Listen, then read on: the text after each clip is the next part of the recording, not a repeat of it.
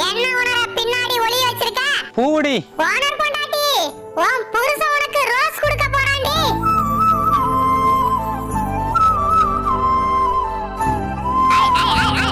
வெக்கத்தை பாத்தியா? டாடி. எங்கயா பூ? இதாண்டி வாழைப்பூ.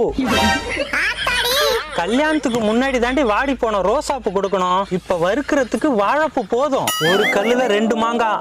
உனக்கு பூவும் கொடுத்தாச்சு, ஒருவேளை சமையலுக்கும் ஆச்சு. என்ன உணர சொதப்பிட்ட? பூங்கொத்து கொடுப்பேன்னு நினைச்சேன். பூங்கொத்துல 10 பூ தாண்டா இருக்கும். இந்த வாழைப்பூவை பாரு, மடலுக்கு 10 பூ இருக்கு.